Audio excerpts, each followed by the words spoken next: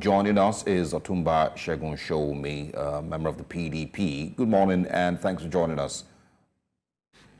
Good morning, Nigerians. Good morning, New Central.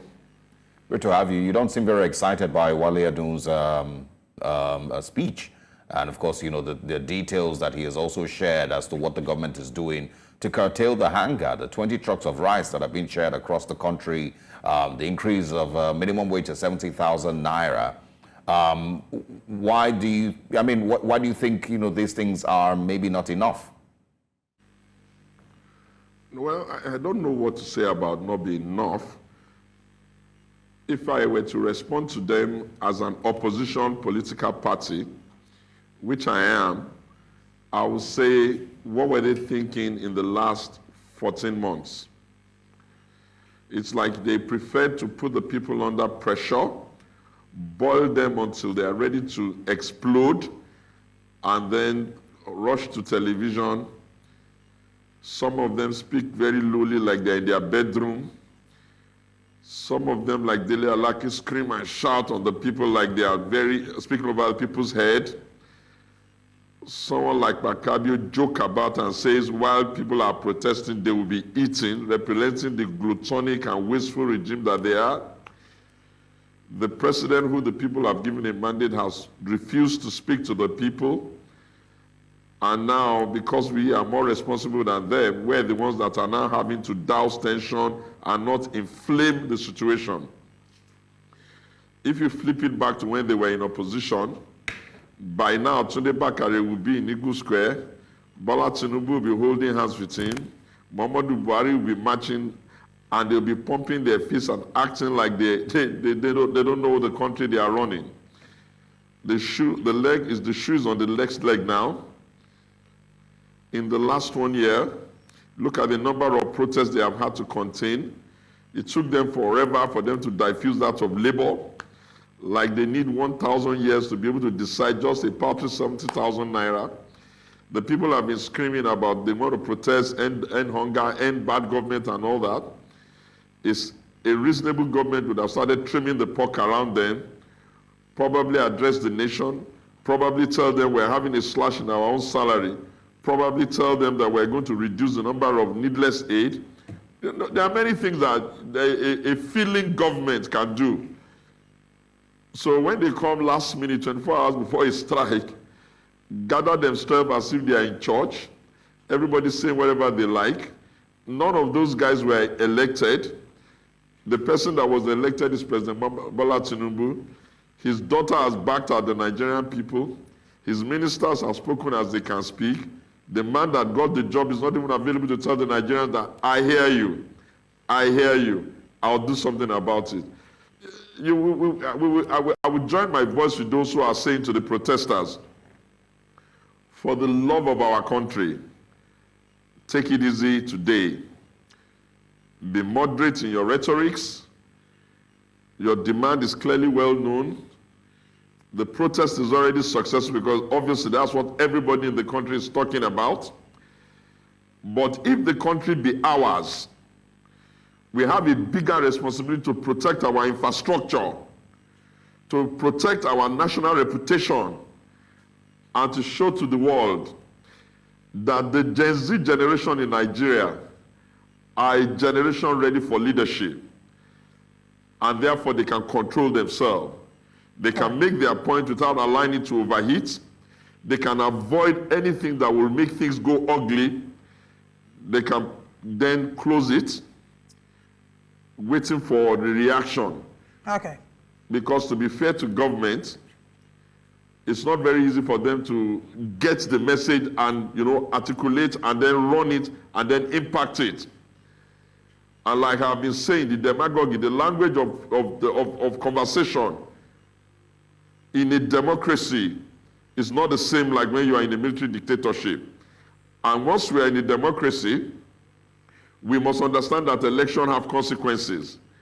All of these energies that we're putting on the table now, we must make sure that we are aware that our right to choose means that we must show up when the elections are coming. All right. We can punish them with the election in Edo we can punish them with the election in Ondo. Yeah, but there is no reason for a political party that is not doing well to be winning standalone elections. All Absolutely. Right. Before we get into the election conversation, let's actually see what the situation with today's planned protest is at Lekki 1. We do have our correspondent there, Ni Omoni, but he will have him, join us shortly to share with us.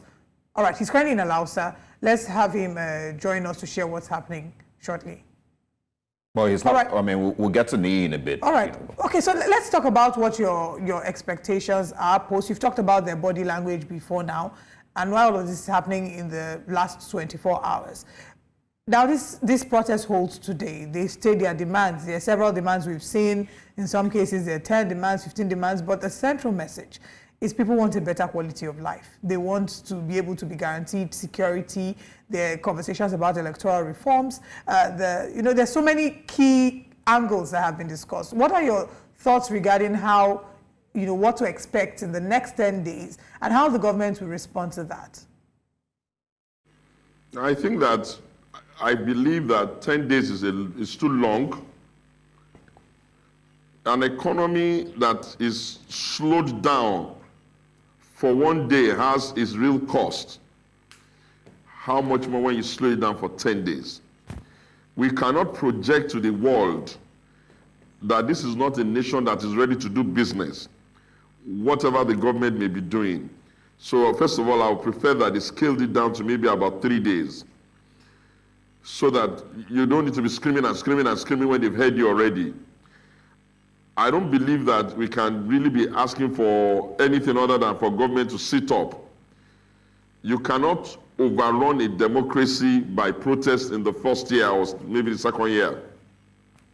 So I think that the issues that have been put on the table, government can speak deliberately to them. For instance, the request for a reform of the elections speaks to the integrity of even government. For if people do not believe that their votes count, if people do not believe that the election has integrity, it means that whoever becomes the president or whatever is going to be struggling with saying that I won legitimately. And the ones that did not win will have the opportunity to be screaming that they rigged. So for all of our sanity, we need to address that. All right. But to address that, it will require legislation and it will require INEC. So that can happen in one day. In the business of let us make life easy for all people, we can say to ourselves, truthfully and honestly, that conversation should happen at our state. Because the land for farming is not in the federal, it's not in Abuja. The people's salaries and all that are not all paid in the federal government. So we need to put a bit more pressure on our governors to scale up their own responsibility to making life easy for us and be more responsible to governance. All right. Then in terms of what the federal government should do, I think the federal government knows what is right. All right. Let's see what the current situation is in Alausa. We have our correspondent, Ni Omoni, who will be bringing us a live feed. Good morning, Ni. Thank you for joining us. Talk to us about what the current situation is in Alausa. Did the protesters come out? Is it relatively peaceful? What's going on where you are?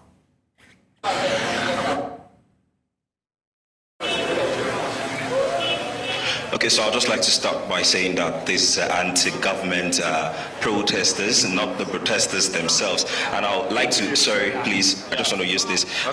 They're called the Defend Nigeria movement, sorry, please, sir. And these are their mantras, and these are what they're trying to call for. Starting with defending the people, defending the city, saying no to violent protest, supporting peaceful protest, and promoting a progressive agenda. And just to my left-hand side there, we just spoke with the convener, Mr. Razak, who has been speaking to the press, and they've been here for about an hour, speaking about how they don't want violence in Lagos State, how they want people have the right to protest, no doubt that the protesters can come out to air their views, but they do not want violence in Nigeria, citing various examples from the NSAS protest to other protests that has happened across the state. And they are still granting a lot of interviews, but one of the things they harped on is the fact that violence must not be involved in this protest. We also have news that the protesters themselves will be coming at around 30 minutes to this time, and we'll see what their own say will be. They were actually supposed to gather at the Lagos State Assembly, in front of the Lagos State Assembly, but they said they didn't get permission to actually gather there, and that's why they're here. So probably in the next few minutes, the protesters themselves will find their way probably here or to the Lagos State Assembly, depending on what they choose. Maybe, maybe not. We'll see how things turn out. I did say earlier that it's still early in the day, and hopefully in the next hour, maybe more, we might see some action. But it seems pretty peaceful, and I think everyone is preaching pretty much the same message, that nobody wants violence. And so we would definitely, if you can speak with Razak Olokoba anytime that you're there, please let us know so we can have a one-on-one conversation with him this morning. Would that be fine? Surely. Okay, absolutely. Yeah, I tried engaging him earlier. We spoke with him earlier, but I want to have a one-on-one with him for the interview, so that. But he's still quite engaged with the press for now. Thanks very much. It's pretty interesting, seeing how it's turning out in Allow. So we'll join you again. I'll bring you in again pretty soon. Thanks a lot. All right. Let's go back to Otumba Segun Sowunmi, who, of course, is joining us from the Federal Capital Territory. Do we still have you, sir? Yes, you do. Yes, you do. All right. So quickly, one of the things that has been mentioned this week, is that 14 months into the current administration, the fact that there is already calls for a protest is a straight report card of how the government has fared since it came into office. And it also shows that a lot of Nigerians do not trust that they're being led in the right direction.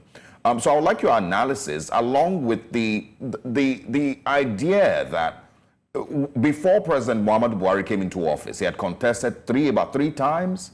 He fought tirelessly to become Nigeria's president, eventually became Nigeria's president, and then turns out to be, by all metrics, one of Nigeria's worst performing presidents after fighting that hard. So it's pretty much the same thing with President Bola Tinubu that we're seeing now, that he took some time and he did a lot of fighting to take this position. Why do you think it's not turning out exactly the way that he promised? Okay, well, I think that this is a very good question. For a very long time, I've asked myself, privately and in research opportunities, now why is it that every leader comes in Nigeria, while he's on the saddle, he doesn't seem to be appreciated. When he leaves, then he becomes appreciated based on the new one, and that circle continues. I think that at the heart of that problem is the governance and development philosophy that the country is running. If you run a neoliberal economic policy, at the heart of that is you'll be deceiving yourself that constant devaluation of your currency is brilliance. And the reality is that once you devalue your currency constantly, you do at least 4 terrible things to your nation. The first is that you increase the cost of buying anything that you import. The second is that you deplete the savings of your people, because if they had saved 1 million naira when it was 1-to-1, which is $1 million, the more you devalue it, the more you make their savings useless. You make it extremely difficult for your industrialists to be able to buy equipment and sell at a reasonable rate. Then you need a quantum of money to allow the people to be able to afford basic things, which will impact inflation. And consistently, all of them have been doing that. So it gets worse with every administration. Then it is made worse by the language of campaign. When you look at 220 or whatever a number may be, you pump in so much hope, you pump in so much propaganda, you make light of the effort of the person in charge, the expectation becomes gargantuanly high. And then you are getting onto the saddle, and the reality of how hard it is to maintain that reality, to run things well, will hit you. In the case of Ashwaji Bola Ahmed Tinubu's government, his biggest undoing is that he couldn't keep the people that worked very hard to bring him on board involved in his government.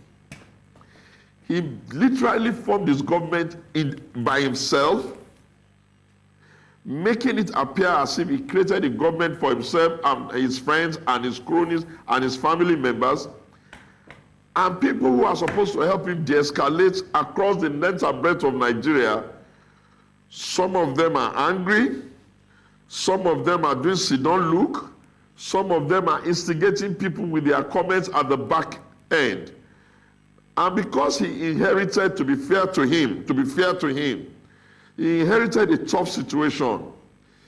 His hasty desire to exit it, because really he will eventually exit it if he continues, has left a whole lot of people behind.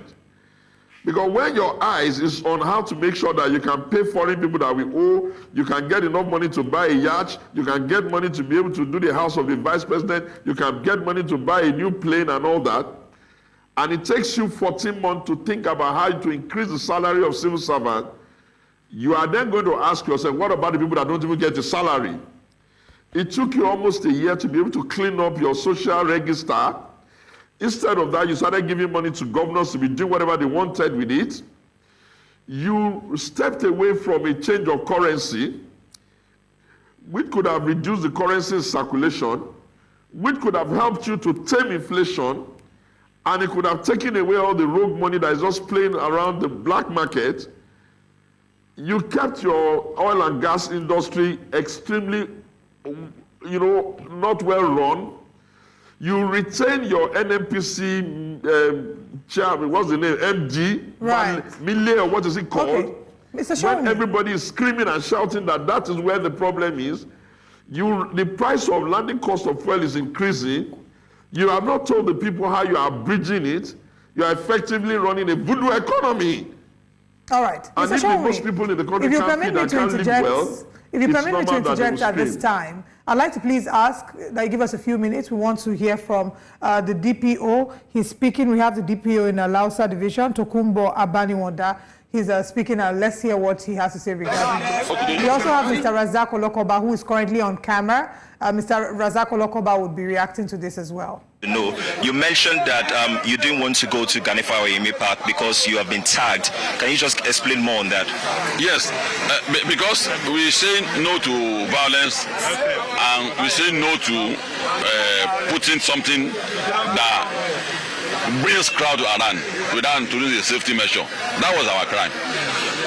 We have seen what happened during NSAS, that the methodology adopted was what led to what has happened. I've been doing protests all the days of my life, and I know how any protest will end the moment it begins. The way this one emerged, 10 days of rage, all those are slogans and language that incite and plot people against each other. So, and that's our crime.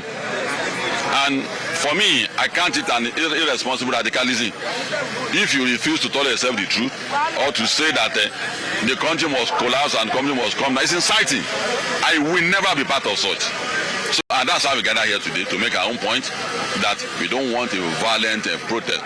Our people has gone through enough already. We don't want to compound it. We want hunger to end truly, but we don't want hunger to end. The process will not end our life. We don't want such to happen, and that's why we are here. So quickly, you spoke about a means of identification for your own members. What is this means of identification, and how long do you plan to stay? This is our bandana. This banner. Outside the pressmen, anybody that doesn't have this bandana is not one of us. You mean this white one? Yeah, white, all these multicolored ones. Okay. Is our identification. Those are things we introduce to guiding our people to be able to know that truly we are confined in a place, and these are your people. Anybody that want to infiltrate us now, we identify him. When I led a protest to Shell early this year on the cleanup of Ogoni, people infiltrated us. We were quickly identified because of safety measures we have introduced. So our message is clear. People can protest, but we don't want a violent protest. How long do you plan to stay here for? It's ended already. I made that point. So you're leaving now? I'll be leaving now. It's ended already. Thank you very much. All right, thank you very much. So you've heard from the convener of Defend Nigeria movement, Mr. Razak Olokwoba. He has spoke about the fact that they didn't gather at Gani Fawayimi Park because they have been tagged as government-sponsored group, and because they feel that people have tagged them that they are going to foment trouble during the protest. That's why they chose to have their own rally. He said they are not convening on the protest. It's a rally here at Alausa, and they didn't go to the Lagos State Assembly as earlier planned because it has been barricaded. Pardon me. Now, he also mentioned the fact that they are against any form of violence whatsoever on the street, and he showed us a means of identification for his own team, which is like a cloth material tied around their arm. I don't know specifically if it's the left arm or the right arm, but it's tied around their wrist. Pardon me, and it could be multicolored or it could be a pure white or cream material. Now they are done, and as you see, they are about to disperse. We had the divisional police.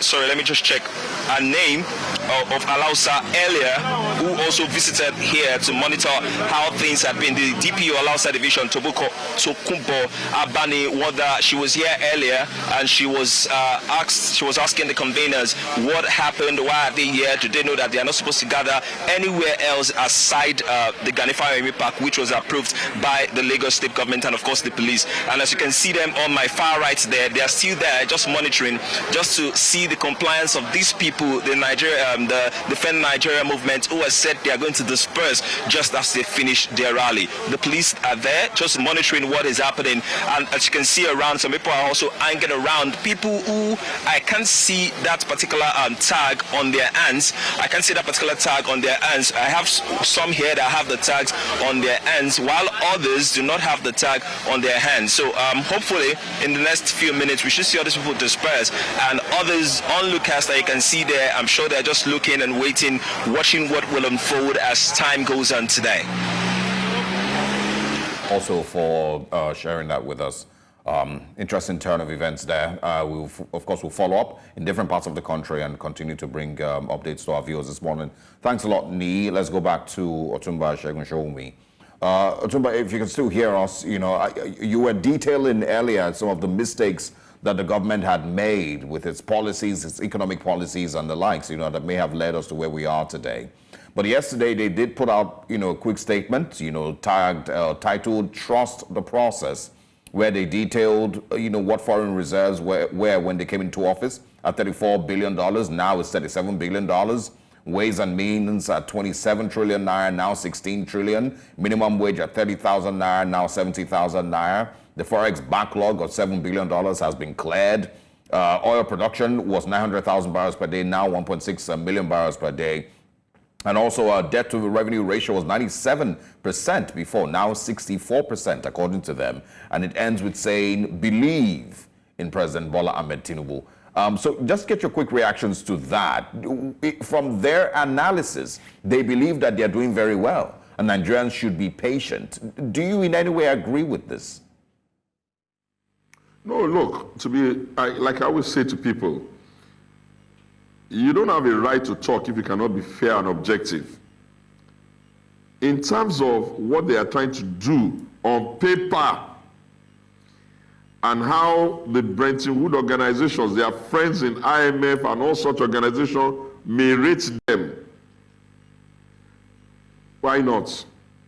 But where we will ask the solution, where we want to see growth, where we want to see hope, is in the faces and in the bellies of every Nigerian from every corner of the country. A child that has not eaten, a family that does not have protein, a husband that cannot provide, all of these peoples don't understand economic jargon. And that government of Bola Ahmed Tinubu and APC must be reminded that they have been in charge of this country for 9 years plus.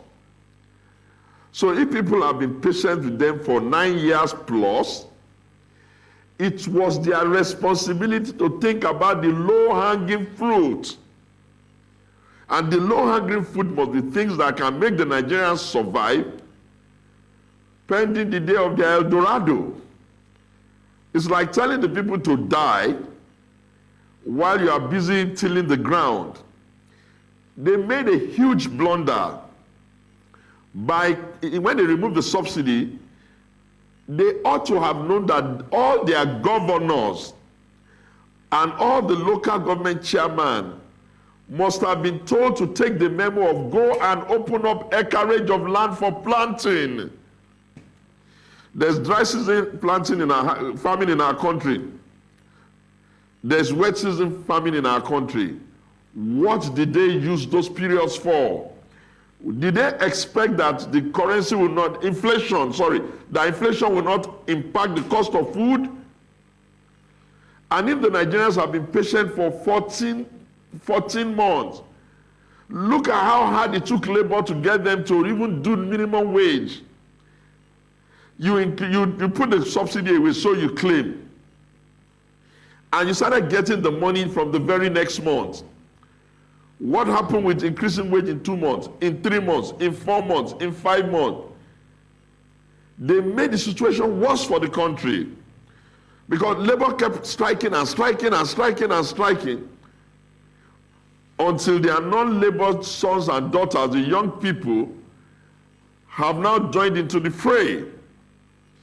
And they are trying to do all sorts of things. To God be the glory. All of the information available suggests that the protest is at least curtailed. People have been maybe persuaded to give the country a chance. And they must be very careful. At least on this occasion, the citizens gave them notice. If they recall what happened with the Arab Spring, it was spontaneous. Yeah. Because the issues the people face are the real issues of the people. You can't be communicating as a Senate president that, oh, let them strike while we eat. Did he even listen to himself? Does he imagine how he sounds? And when people are saying that they're talking about bad government. You can't be telling people you are buying a new plane, you are building a new house. That's not how to run these things. All right. Just before we go. The first people to show, the first people to show that they are trimming the pork or the money or austerity is the government itself. Yeah. Charity must begin from them. Absolutely. I want to, because we're really running out of time, I saw that you posted something on X that I would love that you react to or just share exactly what you meant by that. On your X page, it says, "Dear Nigerians of goodwill, my name is Segun Sowunmi. You are all witnesses to how I have been screaming that excessive Yoruba advantage in the Tinubu government is not right. Please, when power changes hands and they start eating their breakfast, remember." You go on to say that I'm not part of everything they are doing right now. I am sold to the idea of equity, fairness, and justice. Tell us just briefly the meaning of what you're saying here, the excessive Yoruba advantage. Thank you. When you look at the cabinet, and you have been monitoring cabinets in this country for a long time, you have to even ask, okay, so the only people that have brains now in Nigeria are the Lagos boys of Tinubu, like seriously? And that we don't have brilliant people in the north, we can't have brilliant people in the southeast, we can't find brilliant people in the south, we can't find brilliant people that can run economy anywhere else. And so you guys are, well, I wanted to put it on record. And the reason why I did that, if we institute a culture of, bigotry and clannishness, when power changes hand, where will I have the guts to tell the new man to take it easy when they start behaving that way? You have to be fair on yourself. You have to be fair on your brother. You have to, so that you can be fair on others.